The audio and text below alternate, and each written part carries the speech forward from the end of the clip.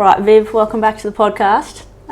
So a fun fact for you, your last podcast on the Inside Edge was the most downloaded podcast that we've had so far. So we have had some pretty big names, Michael Hussey, Paddy Upton, Nicole Bolton, Sophie Devine. Could keep rolling off some people at the top of the world game. But I think what that says to me is the content that you're producing and the things that you're talking about as a coach who's actually impacting people at the top, but also people at, I don't want to say the bottom, but grassroots. You're now at Guildford Grammar coaching as the head of cricket over there, and you're doing so much good work with your one-to-one staff. It's been amazing for me to get back in the weeds with you being back in Perth, and I want to get straight back into it. So a common question that us as coaches and players get all the time is, oh coach, I'm struggling with going up a level, or I'm struggling transitioning from training to games. Hit the ball well, or I'm bowling amazing, and as soon as the conditions get higher, I'm not performing as well. How would you go about deconstructing that?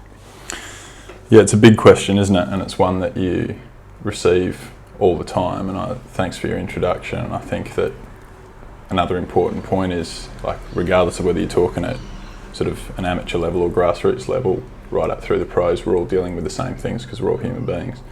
So it's all the same pressures. With regards to your question more specifically, I think that any time that someone is not converting what they do in the nets to a game, or is not converting what they're capable of at one level to a level above, it's a reflection on the efficiency or the effectiveness of your training, I think. As I think we talked about a year ago, and hopefully we're a year wiser,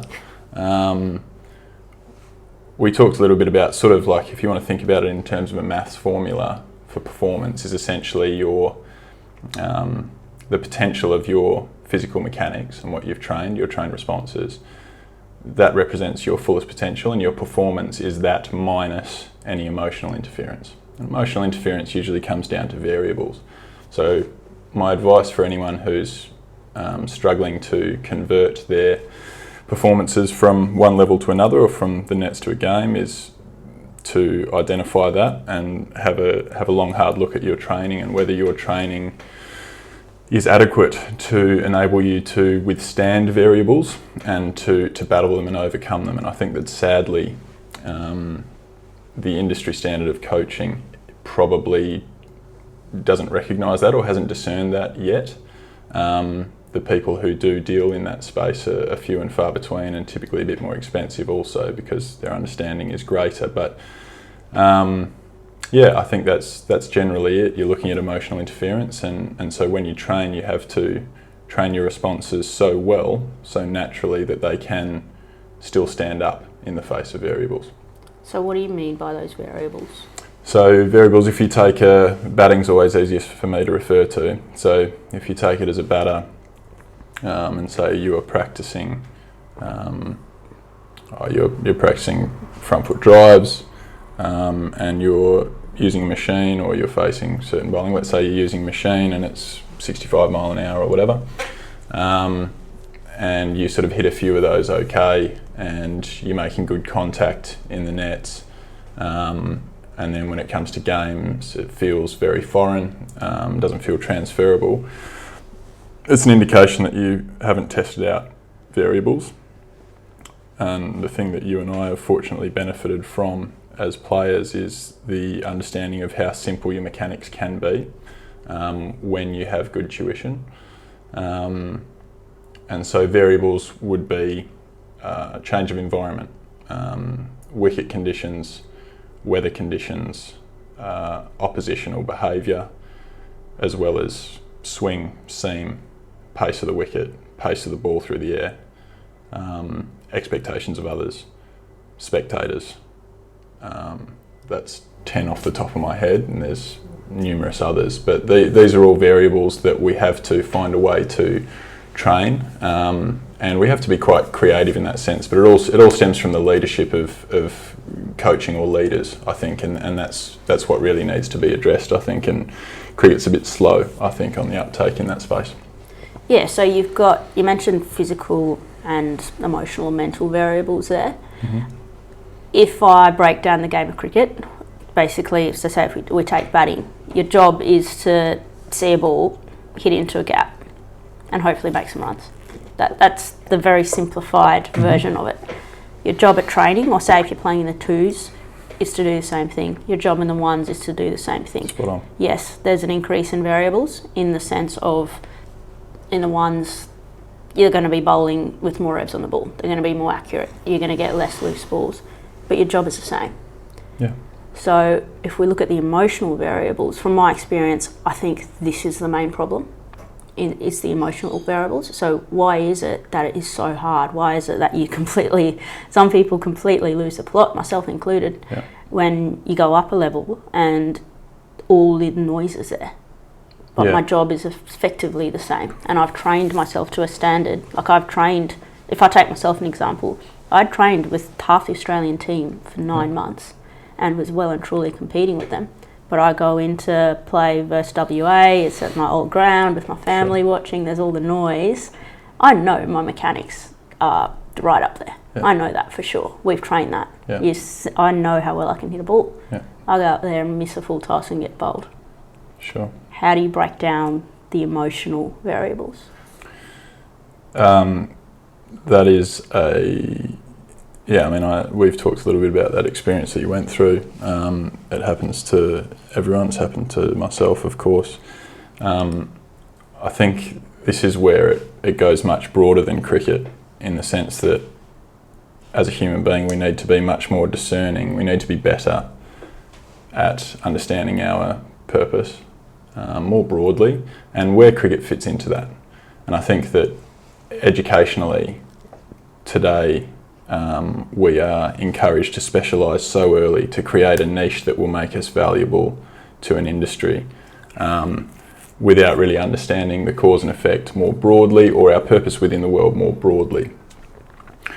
I think that when you go back and look at successful historic societies, you look at their education was liberal arts, which is loosely, it's a wide cross-section of the world as we know it, and only within generating that sort of expertise or that sort of knowledge and understanding does it allow you to ease into something that you find represents your contribution to the world. So for a lot of us who identify cricket as a vehicle for our growth, we have to understand it as that. It is a vehicle for our growth, and frankly, what we're doing in the nets is basically preparing ourselves to be tested, and any competitive environment, which would be a game, I suppose, would be a test of our development. And I think that when you bring it down to those, like to being that simple, you can sort of release yourself from some of that emotional stuff when you understand your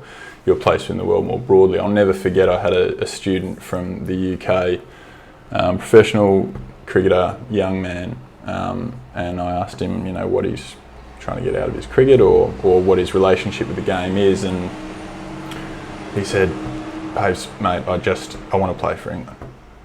I want to play for England." And I spent a bit of time with this man. He's a fantastic fella, and I mean, my thoughts are that really that's a slight misconception, because what we actually want to do is get really close to exhausting our potential as a player, as a person, and playing for England might, for him, with his coordinative talent or whatever, playing for England might be a byproduct of fulfilling his potential. We might get to play for, he might get to play for England without fulfilling his potential. He might fulfill his potential without playing for England. But being able to discern the difference, I think, liberates us in the present and allows us to keep a lot more focused in the now, because all of our fears come from a non-existent future. Fear only lives in anticipation of a non-existent future. So, if we can understand that at the end of the day, we're human beings in a long line of evolution, and ultimately what we do is of little significance, we can chill out a little bit. That's brilliant. I really like that. And one thing that Steve Dent, who's going to be coming up on this series, said to me when I was a young, slightly chubby 22-year-old, there's no such thing as fear in the present moment.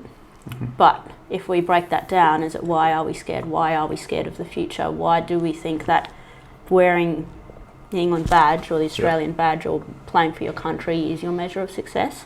And like I want to kind of draw it back to, as you mentioned at the start, education, coaching. Yep. When we're coming through, so say Viv is a young kid, running around, having a bit of fun, playing cricket, doing whatever he did, pure passion. Would you say that was there at the start? At times I was probably susceptible to fears younger than some, perhaps. So, like, I suppose the thing is, what's that about? Yeah. You know, and I think that we're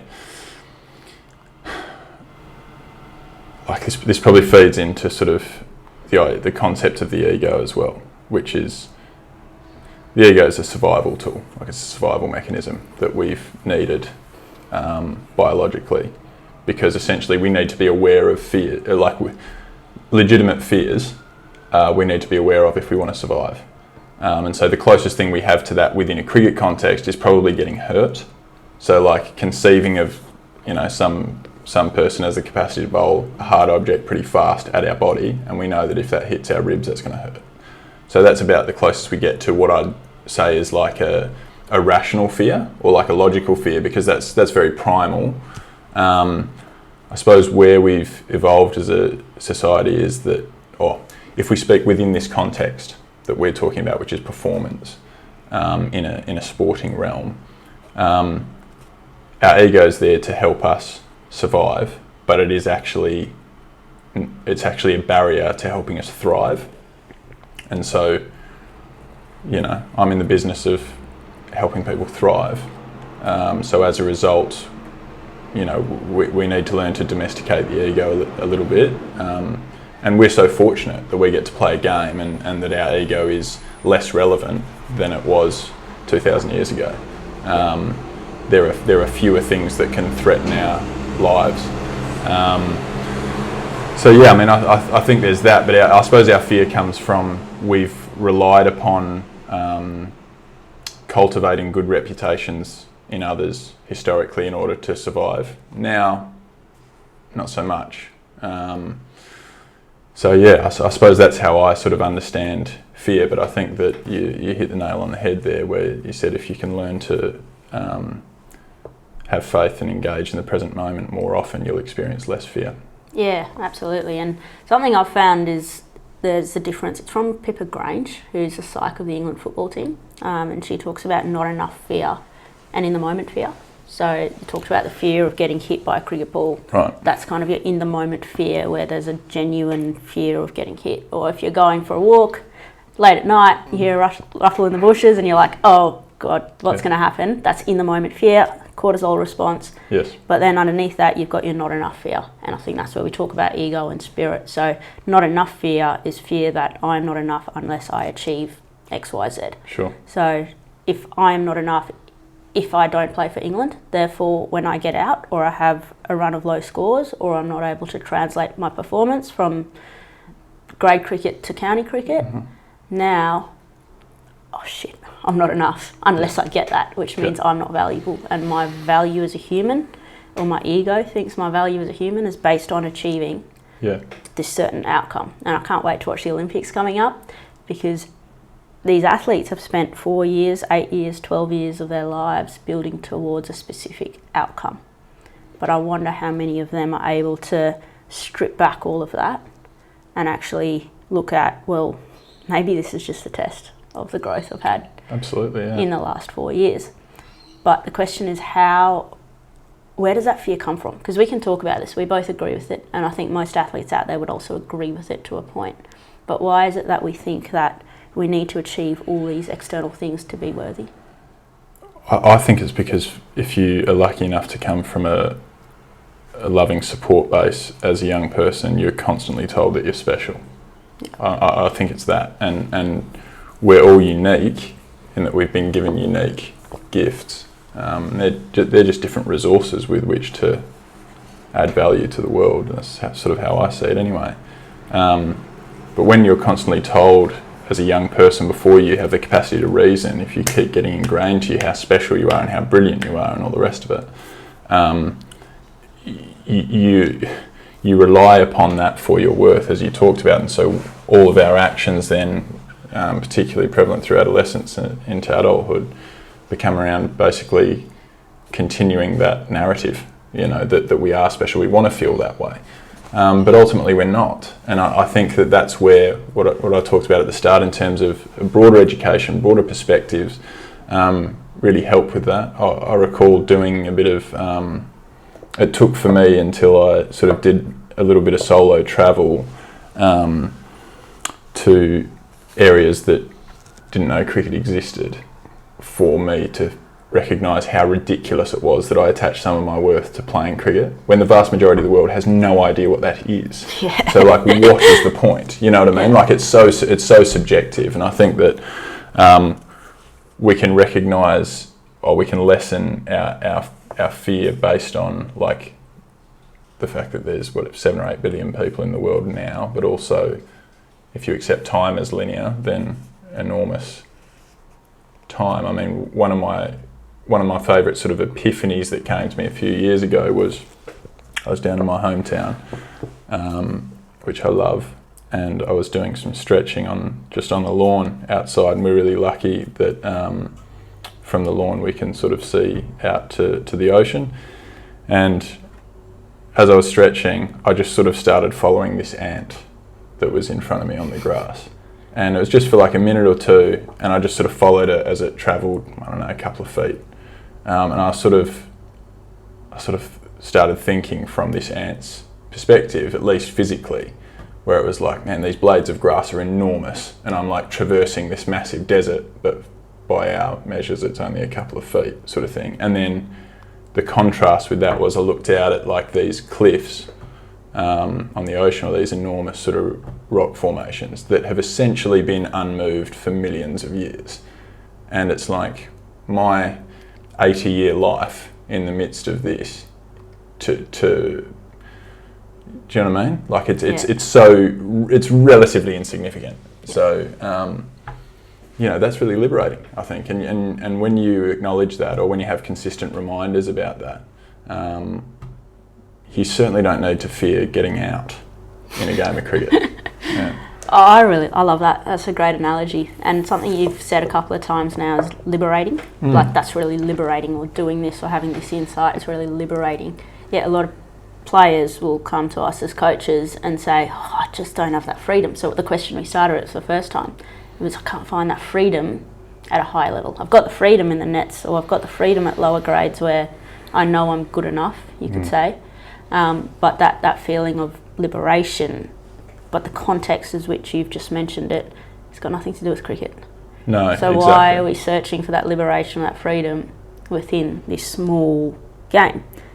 But at the same time, sort of challenge what you're saying in that we're humans and we have basic human needs. So if you think, I think Maslow's probably got the best construct of our human needs. The basis is your physical needs, which is to survive as a human. Above that, we start getting into belonging, connection, love, relationships. And so if we have this basic need of belonging and love and connection, I think that's where our sport or our pursuits and our purpose can come into that level. Certainly. It's just separating. So how do you then separate those needs for belonging from achievement in your sport? So if I achieve, then I will belong, people will like me, compared to if I grow, I don't really care what other people think, but I know that I'm developing, I'm living authentically, and therefore people will engage with me and I will connect with them because I am authentic. Certainly. Yeah, and I mean that's the challenge for all of our I was going to say young people, but all of our people really. And this is where, again, looking back, we're not really taught philosophy anymore, or very little of it, very brief introductions to it. And I find that staggering, because after we've developed the capacity to communicate through language, I would have thought the next most important thing is to be able to sort of critically evaluate the world around us in order to form a construct that you believe in. So yes, you can find belonging in numerous sources, and if part of the initiation to being in a certain social group is that you have to murder someone. Of course, upon murdering someone, you will feel belonging, but it doesn't mean that that action is merited. So I think first and foremost is we need to be cultivating in all people, particularly in adolescence, which I'm lucky enough to spend a bit of time with quite a few good young men and women, trying to get them to be able to interpret the world in a meaningful way for them and develop a structure that enables them to critically challenge certain status quos or certain environments so that they can sort of make their own mind up. And then what you'll find is that if you, or in my experience, if you live authentically or if you live truthfully to your own beliefs about sort of morality, for example, or what's helpful and what's not, you will find belonging. You will magnetise people who feel the same way. So, that's, I think that that's very possible for everyone, but you perhaps have to be patient. But if you're genuinely authentic, you'll find that everything you need's pretty close to home, and people will find you when they need you. I think it takes great courage to be, it's so overused, to be authentic though, because you've got all these external forces saying this is what you should look like, this is what you should achieve. So your vast majority of, if you walk into sport, it's like this is how you should act, this is how you should behave. You walk into a high performance environment, that's magnified, which is useful and it needs to be to an extent. But I think it takes great courage to actually be like, nah, this is me, like this is how I live. Absolutely. Arguably the most powerful and the most difficult virtue is finding courage to be yourself. And as I say, it is so difficult. You're right, it is so difficult. But that's where I think a study of philosophy and reading not only your mates' messages, but reading great thinkers of the past and the present, and bouncing those ideas around in your head, because that can make you feel not so alone as well. Yep. I think that was all, I never had an enormous circle of friends growing up. I don't keep an enormous circle of friends now, for precisely this reason, that if your social circle is not empowering you or encouraging you to be you, what are you doing?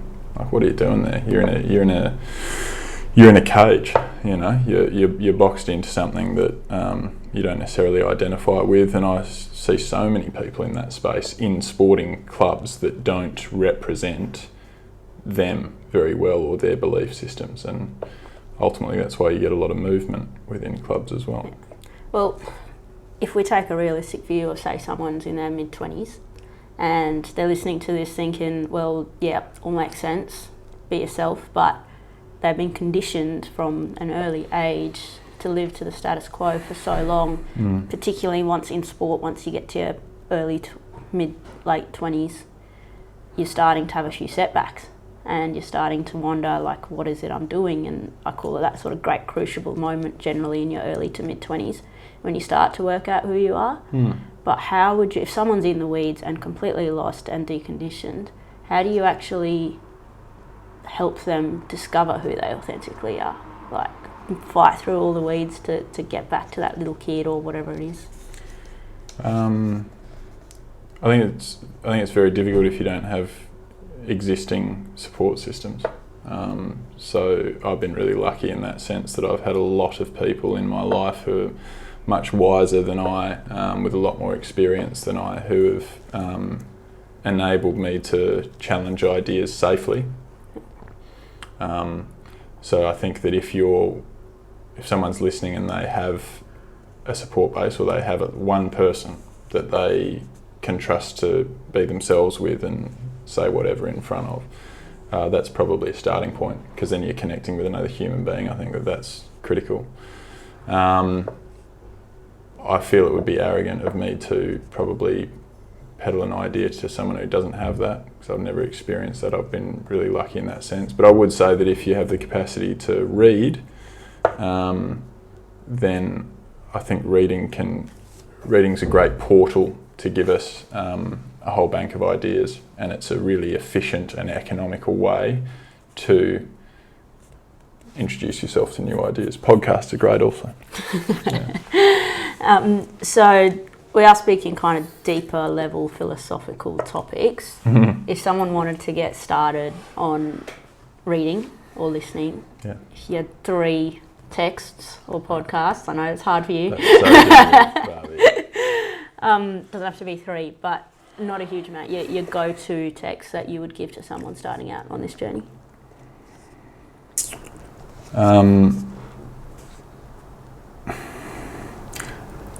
The Go-Giver, certainly, because you can read that in, I don't know, a couple of hours maybe, and it's simple language. It's a fun story in itself, so that's a very easy start to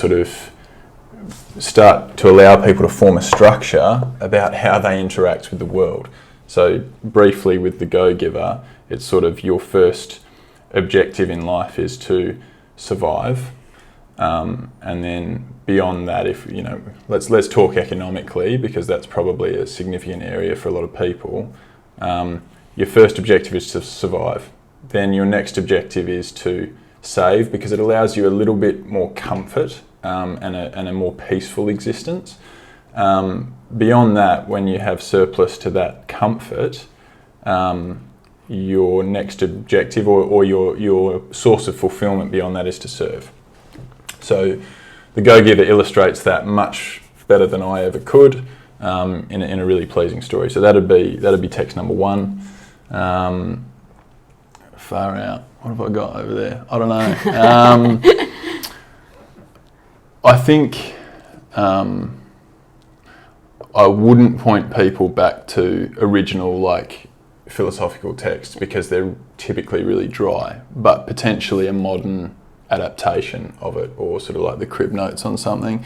There's a book I've got over there by David Epstein called Range, which is a terrific book based on some of the stuff that we've been talking about, which is basically how limited people can be when they choose to put the blinkers on and just focus on one niche. And that really talks about how generalists, that's the term he uses, how generalists triumph in a specialised world. I think that's the tagline of the book, actually. So that was really good in terms of opening my eyes to sort of cause and effect and transferable skills. So we don't just live inside our own bubble, but understanding that's a good one. And, we'd probably go back to the book that you introduced me to, Barbie, and The Courage to Be Disliked. I mean, that's a slightly more challenging read just linguistically, I'd say. It's a slightly more challenging read, but the fact that it's written as a dialogue enables you as a reader to really identify with one of the characters in that dialogue, and you can sort of immerse yourself in that role and get answers to a lot of the questions. And it's all about this. It's all about your belonging and how to add value or be valuable in a complex world. So that'd be my 3, but that's off the top of my head. I've done no preparation there. No, that's pretty good from you. And The Go-Giver was the first book you gave me, and I think Courage to Be Disliked was the first book I gave you. That's it. But based on what we've talked about so far, the courage, just look at the title, The Courage to Be Disliked. Yeah. And why do we want to be liked? So we try fit in rather than belong. And the difference between fitting in and belonging is fitting in. I've got to go into this. I'm going to walk in and I've got to fit into what all of you guys do. Belonging is, I know I've got to fit into the wider culture, but I'm going to do that by being me. And then as coaches or as teammates and as servants, if you like, our job is to help people around us belong, not to make them fit in. That's a nice turn of phrase as well. I might steal that. Thank you. Not to fit in, but to well, belong, that's what I got out of The Courage to Be Disliked, yep. along with so many different things. The one thing I really liked was the idea of a timeline, in that we think we've got to get to a specific destination. And I actually asked one of our mutual friends a couple of weeks ago, I said, it's complaining, struggling to go up a grade or down a grade, and pretty much what we've spoken about. And he said, I asked him, when does high performance happen? So just generally, when does high performance happen? He's like, be round 1. And I'd be like, okay, it's June or July. and we're thinking high performance happens in round 1. So if you're looking, and like this is just an example, and I can guarantee 99% of people think the same way, and so do I, in that you're training for a moment. So you're constantly training for the future. Or training to undo your feelings from the past. Liberation from the past. Liberation from the past. It's all going to be fixed in the future. Yeah. So what happens when you get there in round 1 and you're facing someone? So you've been picked, you've done work, you worked really hard through pre-season. You're there in round 1. You've spent all of pre-season training yourself to play for the future. So now you're in the moment. Where's your mind going to go?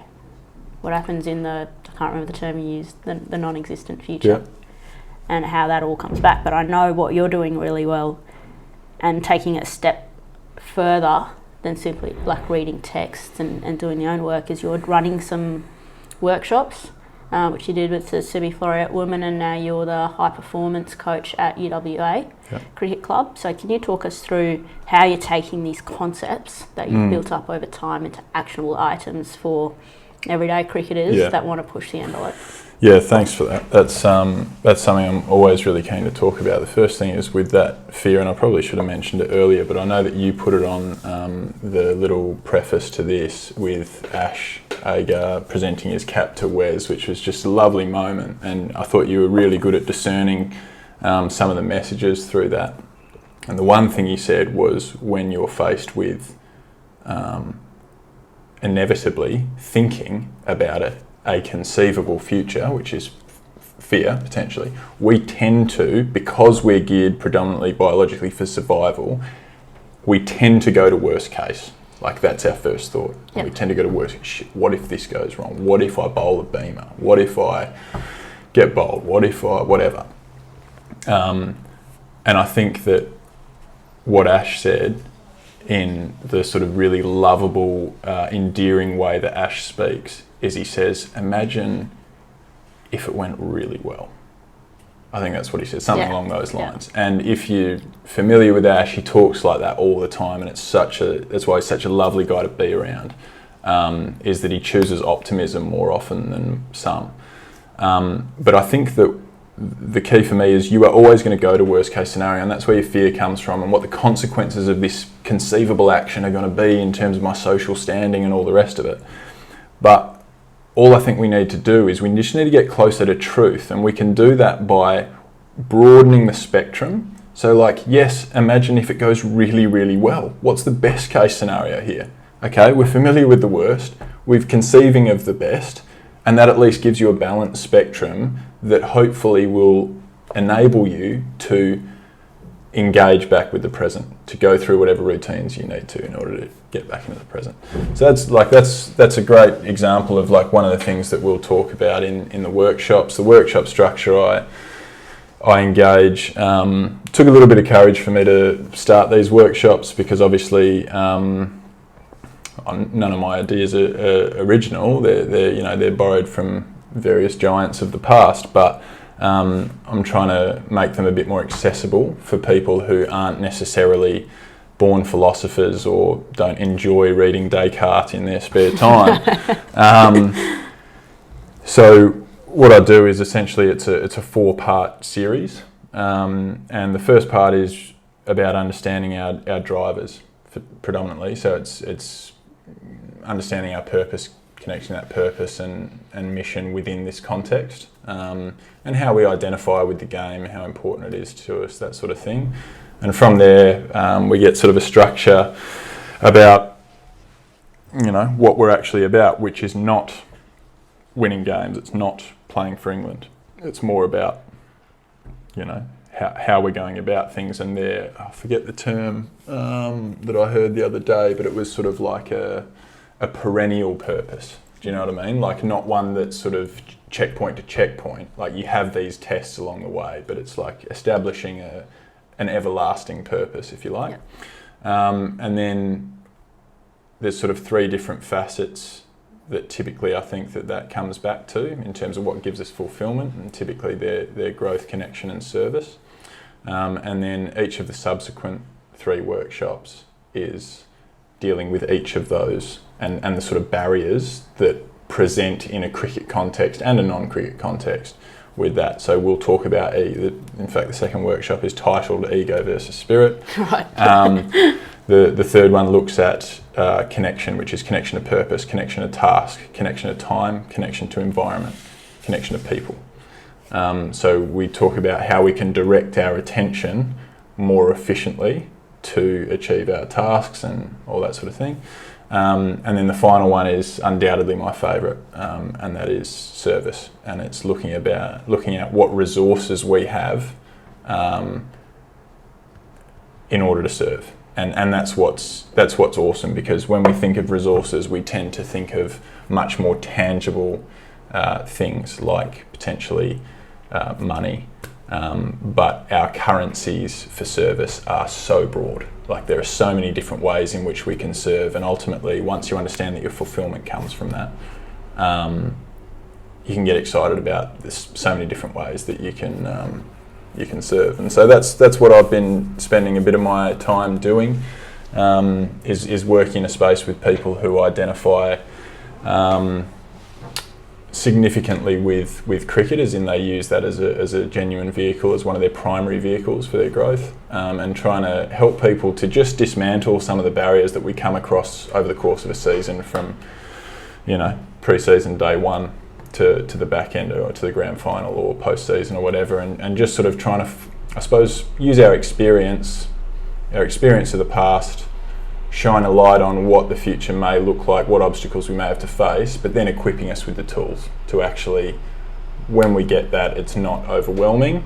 We have faith in our own ability to withstand variables and to move around them. And the analogy that I most often use is, if I said to you, how confident do you feel about being able to, walk across the road and successfully get yourself a cup of coffee?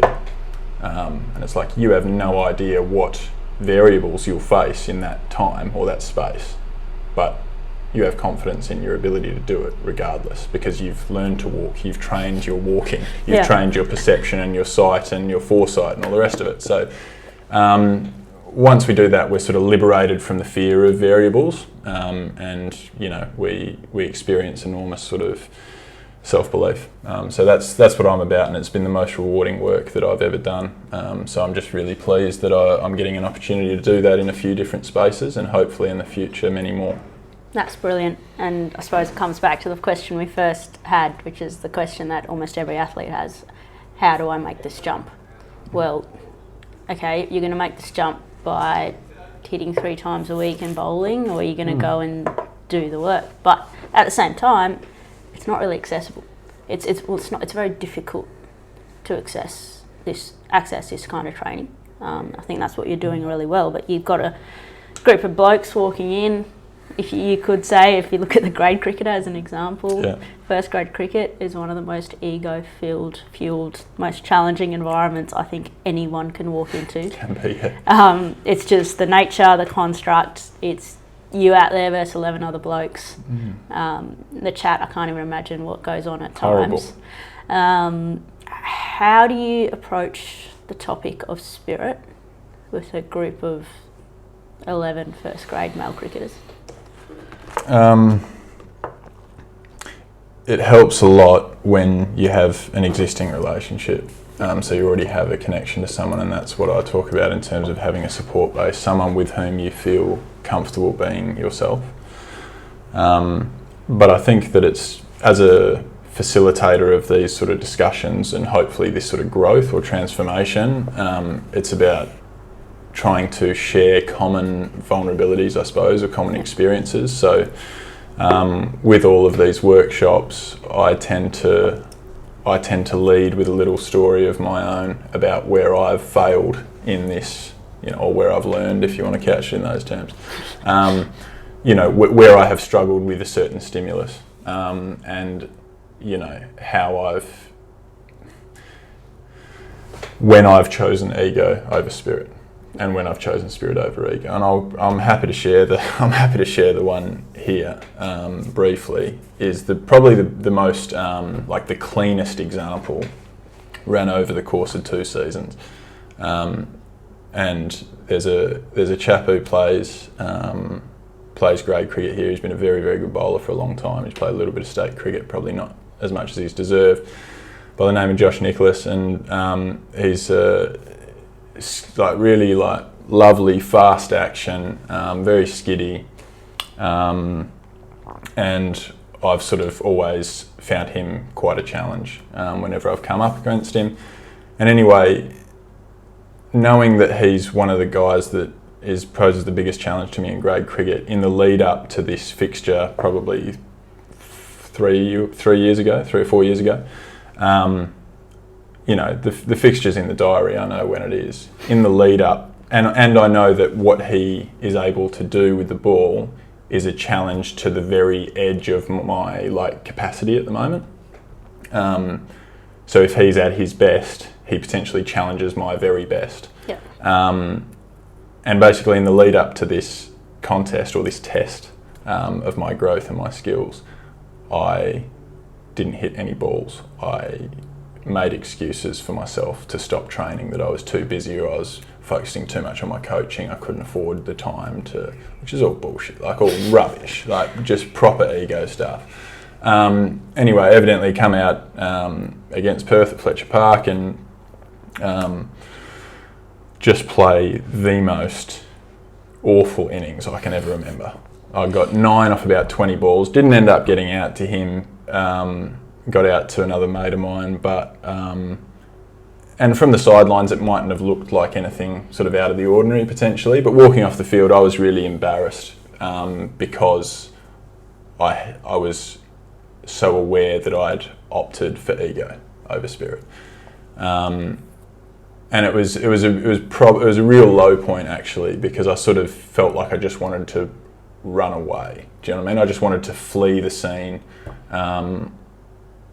and it sort of plagued me with doubt. And it was a horrible next couple of weeks. Fortunately, I got really good guidance from the guru that is Noddy Holder, who helped me sort of manage that and got me to interpret it differently as a real learning curve, which equipped me better for the future. And the following year, we had the fixture coming up. I knew that I was going to have the same tests,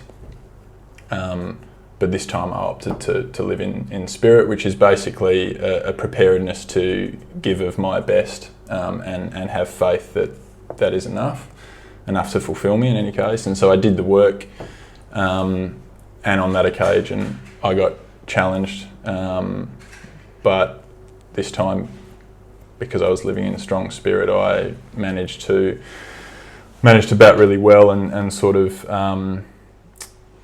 be able to withstand the challenges and sort of thrive in the face of the variables that he offered, and ended up seeing us to a really important win with that innings. And walking off the field there was about as happy as I've ever been on a field. And so over the course of basically the same fixture a year apart, there's a really clear sort of lesson that this is the outcome, I suppose, when you choose ego. This is the outcome when you choose spirit. And it happened throughout the whole innings. The innings of spirit was, there's a lot of chat, as you say, a lot of sort of high ego stuff, or people trying to draw me into ego.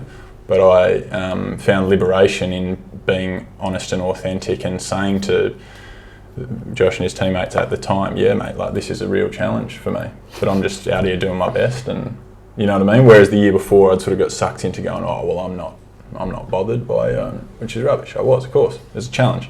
Yeah. But by simply having the courage to acknowledge that it is tough, but say, you know what, I'm going to give it a crack anyway, and doing the work and stuff, that, as I say, that ended with me walking off the field the most content I've ever been with a bat in my hand.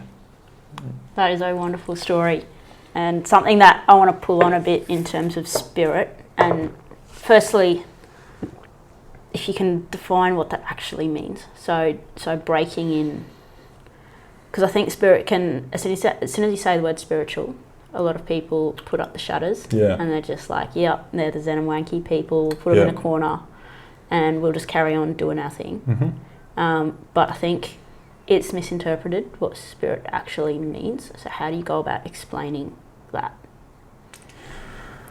It's a common trifecta of like mind, body and spirit, Yeah.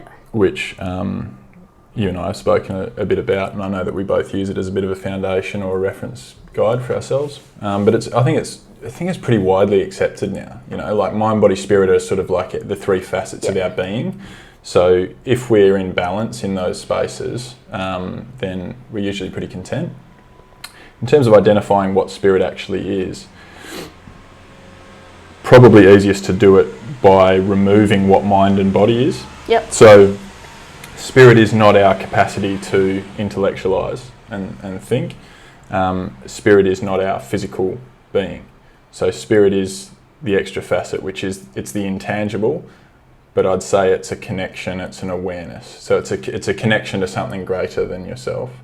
And it's an awareness that you are a co-creator of existence. So maybe that is a bit zen wanky, I don't know, but you know that's the simplest way to explain it accurately. Yep. I think if it was any simpler than that, it'd be inaccurate. Yeah. But I think if you look at mind, body, spirit is what the mind and body isn't, but you still are. That's brilliant. I like that. That's one of the best definitions I've heard. The other one I really like, Brené Brown actually says spirit. So spirit is like the magic in the mundane. So, that's nice, and I loved it. So it's the extraordinary and the ordinary. It's those like, little moments, that the space between. So like, again, how this relates to, well, we'll start with the magic in the mundane. Yeah. You can be, say, I'm pretty lucky to live in Perth. Yeah. I drive down to work every morning, if you can call work. Yeah. And there's the ocean. So I have a choice every morning. Mm-hmm. So I can turn right and drive down the ocean, or I can turn left, which is faster, and go down the freeway. Mm-hmm. So every morning it's different. I won't lie, if I'm running late, like today, I'm going left. Okay. If I've got time, I'm going right. But I always thought, like, if you've got time, you have to go right. You've just got to appreciate the big, majestic ocean. Like, it is absolutely magnificent. The fact we get to drive along that every day blows my mind. But then if you go left, I had a moment today and I was like, this is actually just as beautiful. I was like, there are trees lining the entire freeway. Yeah. And I don't reckon I've noticed that for 20-something years living in Perth. How good. Our freeway has, like, it's like you're driving through a forest. Yeah. And it's fine, and it was just magnificent. And it's like the flow, again, it's like your ant story. Yeah. It's like the flow, the natural thing. You've got cars going at 100 k's an hour, 5 lanes, all exchanging, coming in, going off, and it just works. It's like poetry. And you just have that moment where most of the time I'm head deep in a podcast or thinking about 20 different things that's going on, and you lose that magic in the mundane. Yeah. And that spirit. And if I take that through to performance, well, how can we become obsessive with or curious about that ball that's coming at me? And absolutely. And you can find Michael Gervais, sports psych for Seattle Seahawks, and he's probably the most popular sports psych in the world. Talks a lot about just that ultimate curiosity in the moment and being fascinated with. It can be mundane. I've faced probably tens, if not hundreds of thousands of balls in my life. But if you can just be there and completely in it, and fascinated with that ball coming at you. So is there any space for noise in that? I don't think there is. Yeah, well, so it's a complete engagement. versus Josh Nicholas, the first one, there's all the noise, oh my God, the stress. That's right, yeah. But it sounds like when a year later, you flipped into just complete absorption into that moment, and it's like the growth and the balance, and there's so many factors that go into getting to that state. But if we bring it back to your basic human needs, the top of Maslow's hierarchy of a fundamental human need is self-actualization. Yeah. I remember going through this in uni and be like, what the fuck is self-actualization? Yeah. And I was like, I've never heard of that. Yep, sounds great, carry on. I actually remember Googling it and I was like, I still don't understand it, carry on. It's flow state.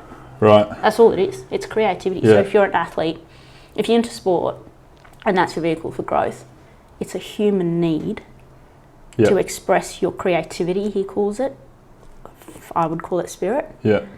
In that sport. Yeah. So like for so long, we think like sports achievement's bad and ego's bad, and we talked about that earlier. But I don't think the lines get crossed a bit. In that going after a goal is a human need. Like you need to do it, but it's flipping the mindset around it.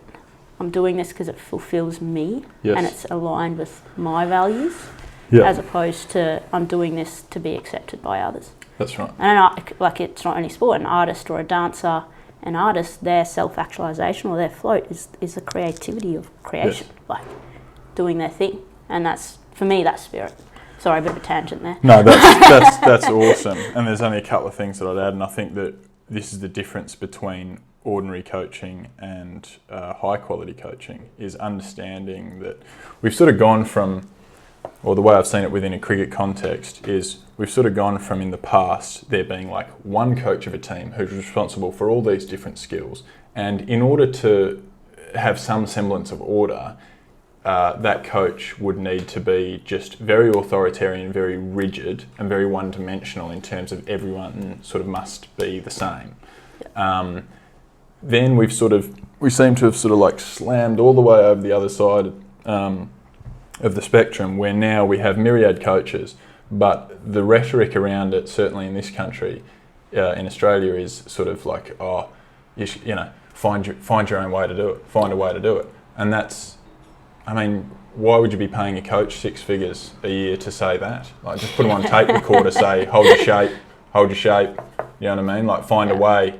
Yeah, like that's not coaching. So like what you've perfectly described there in terms of self-actualization in a cricket context, in terms of accessing flow state or whatever it is, good coaching will cultivate that by offering a structure of understanding, the science of understanding mechanics, but then it will allow for the artistry of the individual. That's brilliant. You know what I mean? So it's like, that's what I think good coaching cultivates, and it requires genuine expertise on the part of the coach to discern between what's relevant and what's irrelevant. Don't teach what's irrelevant, because that's where the magic happens for the individual in terms of the artistry. Teach what's relevant, offer them the structure. And along with Brené Brown's Magic in the Mundane, the line that I love the most, my favourite song in the world, I was really lucky to meet the songwriter in London a couple of years ago, from Gang of Youths, Do Not Let Your Spirit Wane, and the line is, it was boring in the most exquisite of ways.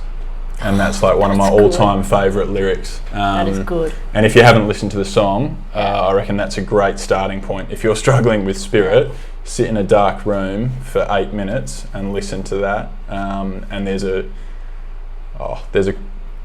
call at the end of it, at about the 7-minute mark, where it sort of builds up, and there's the charge through the microphone. Get the fuck out of your head if it says, stay cold and be deathly afraid. And it's like, I get tingles every time. It's a fantastic. So like, forget the books for starters. Probably just spend 8 minutes listening to that to start with. But I love that Magic in the Mundane as well. I think that's beautifully put. That's brilliant, and something we've been doing with discovering your purpose. And I know you mentioned earlier as part of your program, and it's like, what is the purpose statement or whatever it is that you can live through irrelevant of your vehicle for growth.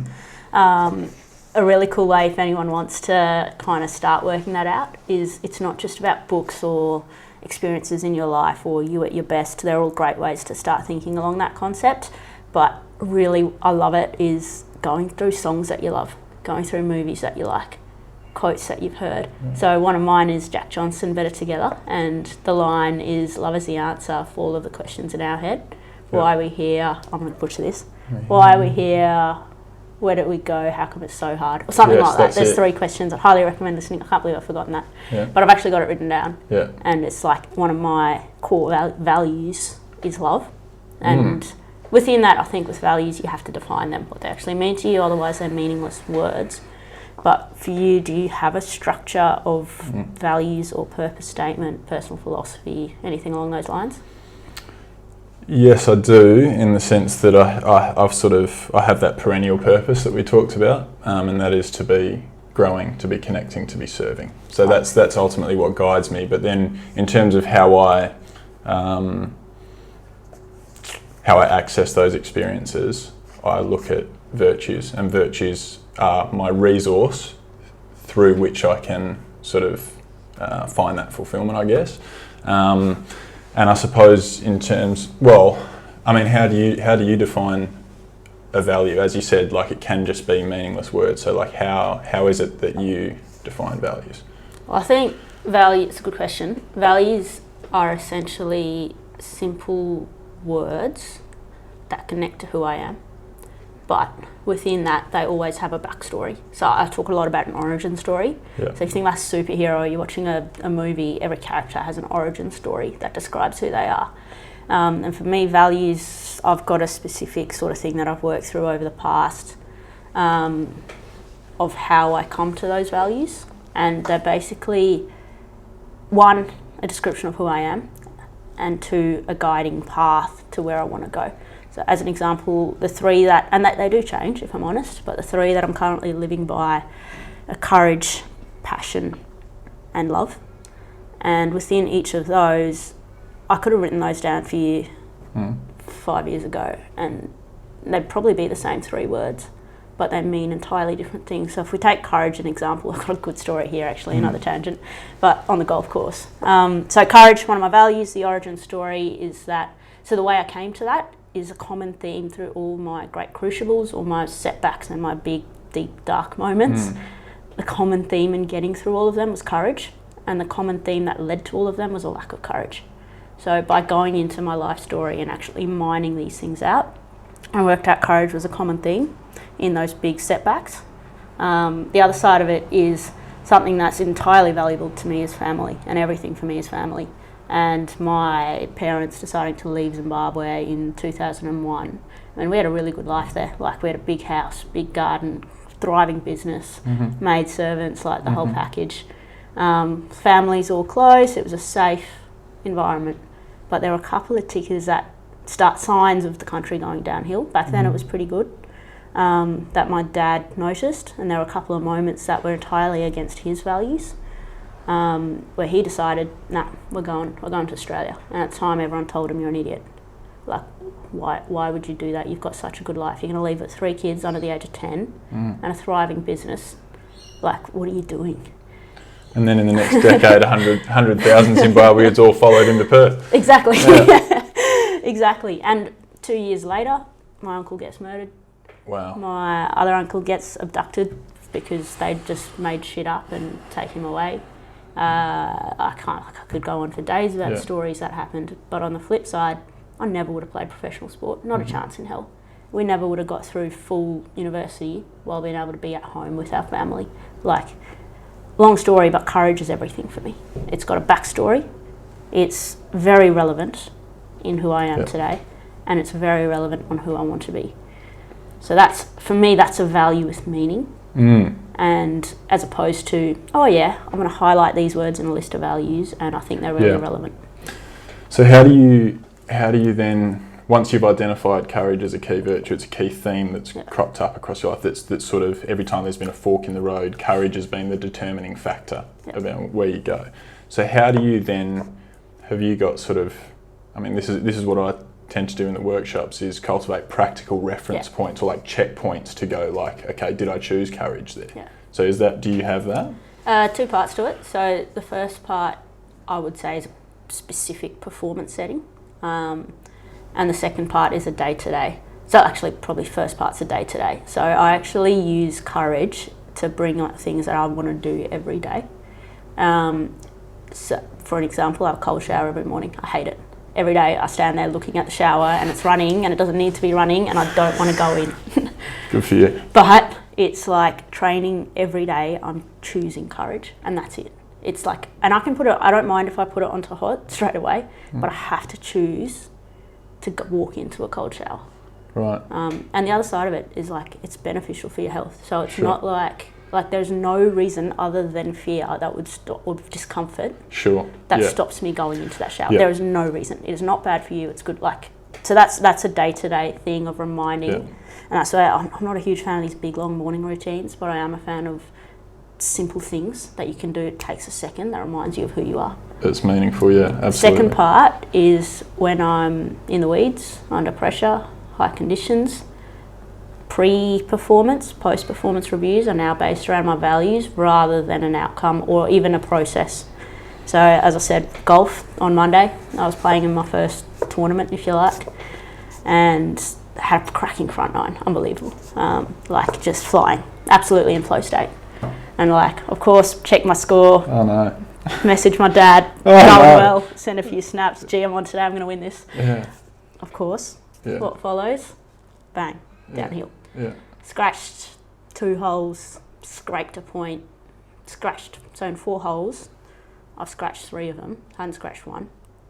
So I got 1 point in 4 holes. As an example, the 4 holes prior to that, I got like, I think it was closer to 15. Yeah. Like ridiculous golf. Yeah. And all of a sudden, I started to get stressed. So the guy driving the cart next to me, I'm just like, can you shut up and stop talking? And I was like, okay, you've got to like just play safe golf, playing off a high handicap. It's first tournament, goodness. safe golf. So I'm like, yep, if you lay up here, sweet, pre-plan, yep, cool. You know where this is going. Yeah. And it's just gotten worse and worse and worse. Like Shame. just absolutely. I was like, and now I've started to calculate, what would I need to win? So Yeah. I was like, okay, 5 holes left.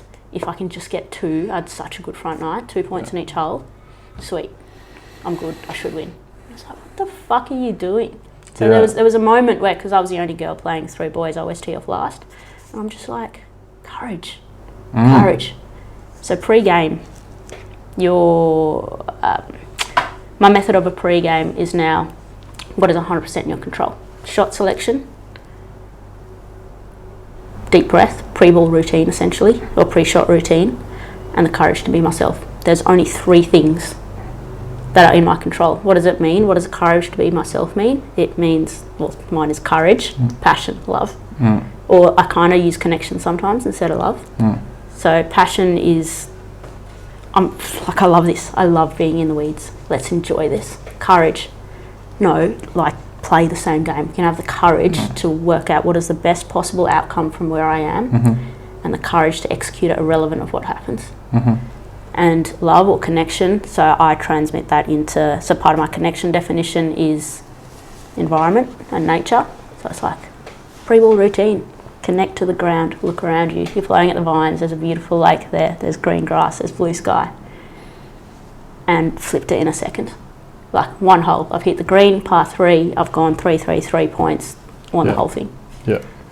Congratulations. Thanks. But it was, and I felt more fulfilled in the moment I had that realisation than I did winning. Yeah, of course. And that was a huge, so I got home and I was like, I was almost a bit embarrassed winning, like you have to go, like golf's an individual sport, and it was like, oh yeah, thanks, like, but I felt incredible in that moment of switching to values or spirit versus ego.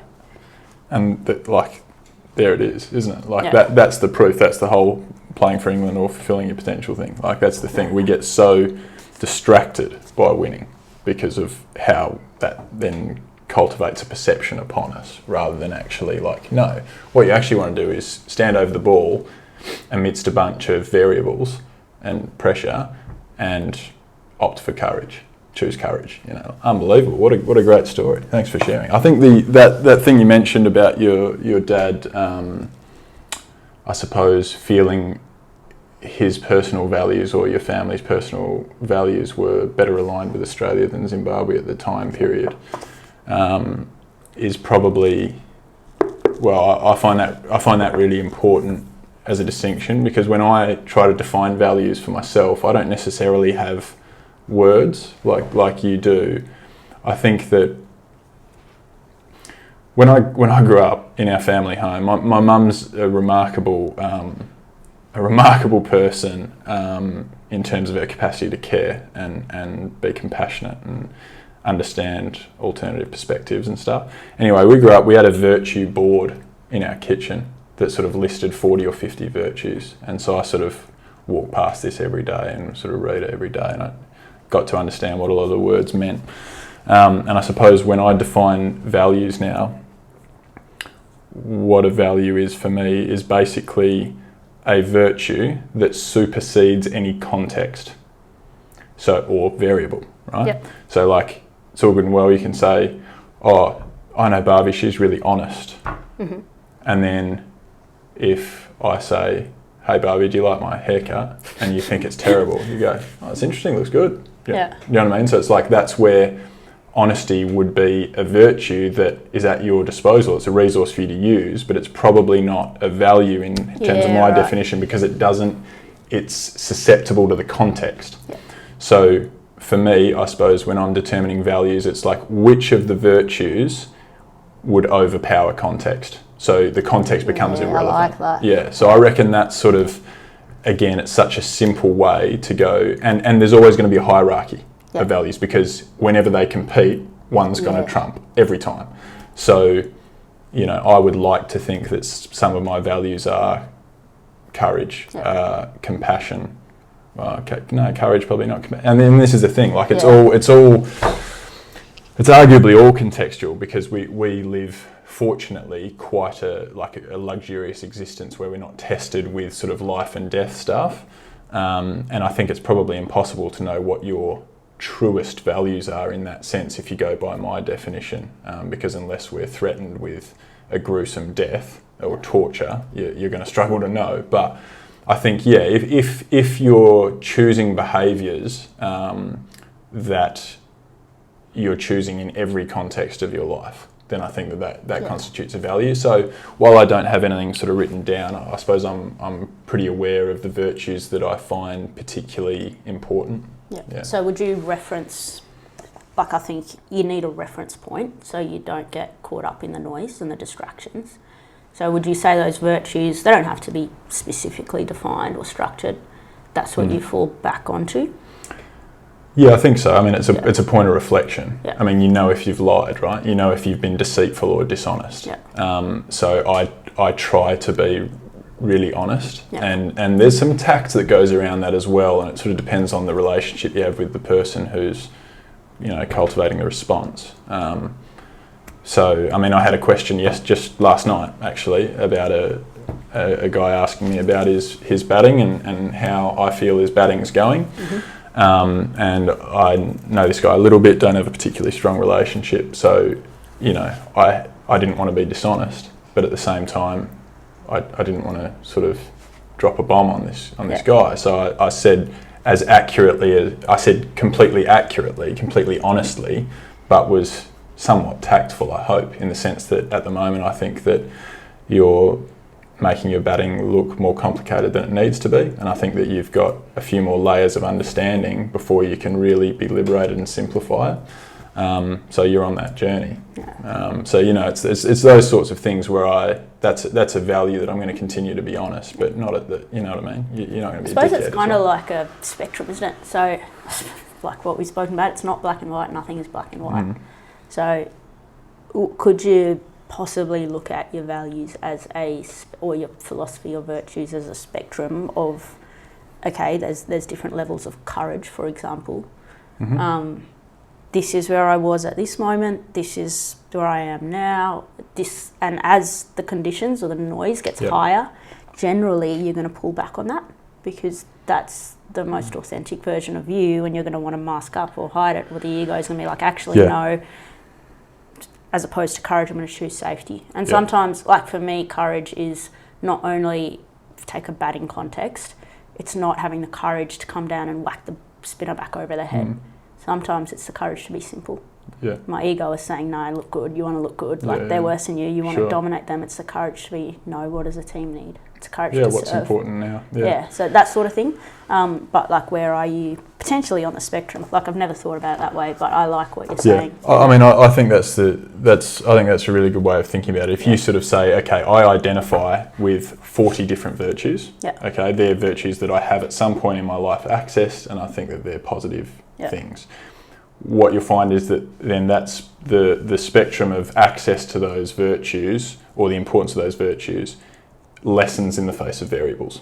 Yeah. So when everything's super, super comfy and all the rest of it, oh yes, I can do all of these things. Yeah. But then, okay, when someone's being direct with you and it's a threat to you, shit, I lost 25% of my virtues. Yeah. And then what this is doing is basically in the face of tons and tons of variables in a high stress place, you're probably left with, if you're lucky, 2 or 3 that you genuinely believe in. So, like, for me, that might be sort of within most contexts. I think I carry a little. I think I think I carry objectivity. I think I'm pretty good at staying calm and objective in high stress situations.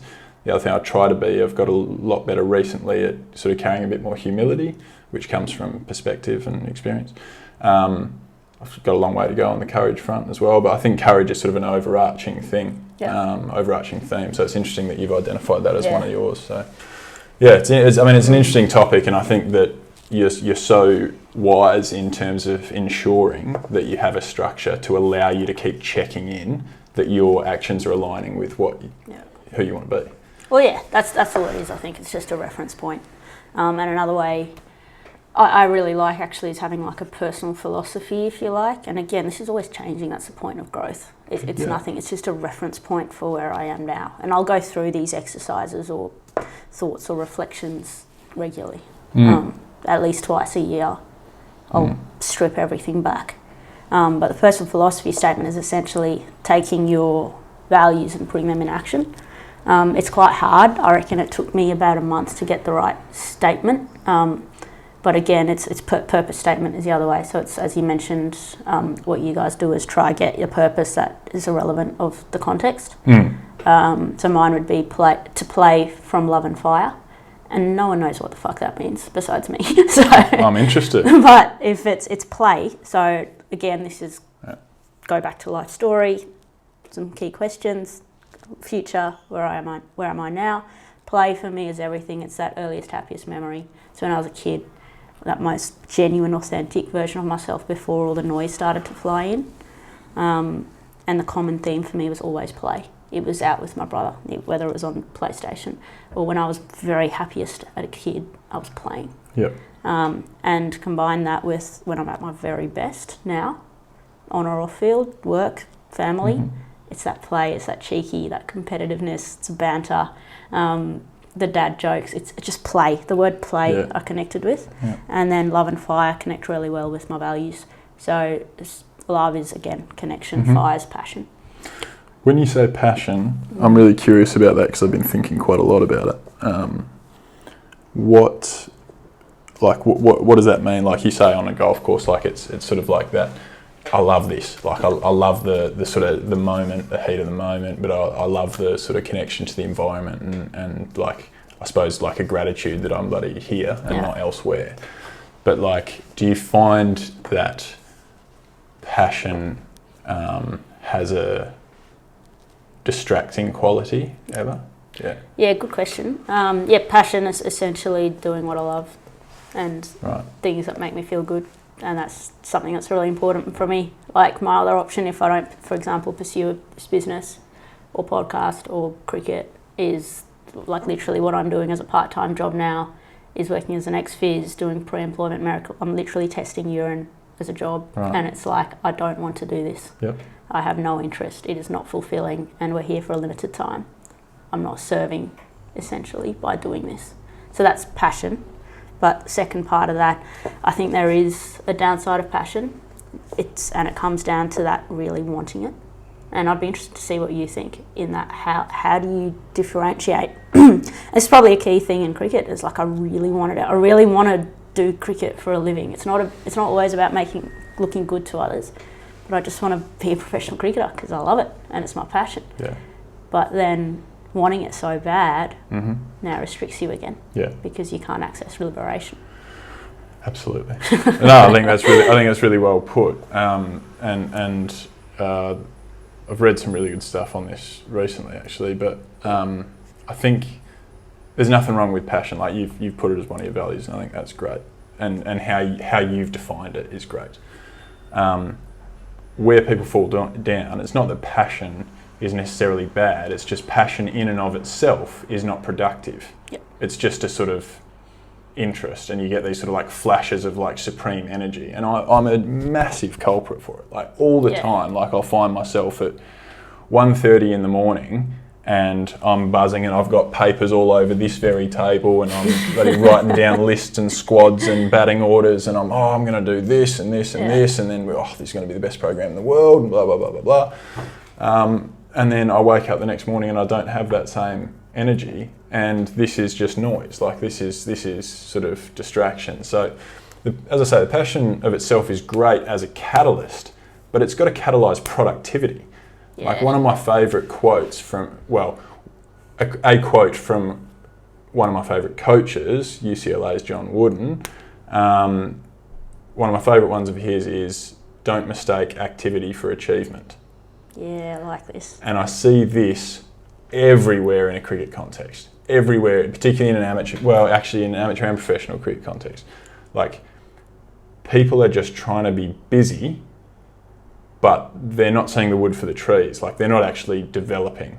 So, activity's everywhere. Lots of bloody energy. Everyone's running around like a headless chook. But, like, what is actually being achieved through this activity? So, activity and achievement are not synonyms. Do you know what I mean? So I think when we recognise that, we can be a little bit smarter about how we train. I just think that that's the danger of passion, is you must convert passion into productivity. And I think that lots of people are passionate. It takes a little bit of wisdom and a bit of guidance to be able to discern, how you can convert that passion into something, which is, I suppose what all this is about is trying to equip people with the tools to do that. But yes, it is rife. It's everywhere. Everyone's passionate, but very few are productive. I like that, and it's what you said at the start was separating what's relevant from what's not. Exactly. Yeah. And do you think though people get passion confused with perfectionism, or are they different? I think they're different. I think they're really different, but they probably both live in the same space in terms of they're both future focused. Yeah. So again, in that sense, they're both distractions from the now. I suppose that's the link. I wouldn't say they're exactly the same, but yeah, certainly they share that quality. Yeah. Absolutely. Well, Viv, we've gone through a fair few different topics today. It's been a pleasure. And I love going deep. That's the very meaning of everything we do, I think. It's go deep with your vehicle for growth, go deep with your relationships. And it's how you understand who you are and live a fulfilled life. So it's been a wonderful chat. I'm looking forward to seeing how you progress with your coaching services, I suppose. If anyone wanted to contact you and access your services as a coach, what's the best way to do that? I think to sort of introduce you or offer a little more explanation on what I do, you can go to my website, which is project-rubicon.com. That'll sort of give you a sort of no stress introduction to sort of what I'm about, to see if you align with that. Alternatively, you can find me on Instagram on @CoachPaver. Wonderful. And again, thank you very much. Absolute honour. Thank you. No worries. We'll get you on as a regular segment, and looking forward to many more deep Zen and wanky chats. Love it all. Thank you. Thanks for tuning in. If you want to continue to be part of the Inside Edge project, hit subscribe or leave a comment below. We're also on all major social media platforms. I look forward to having you along next time.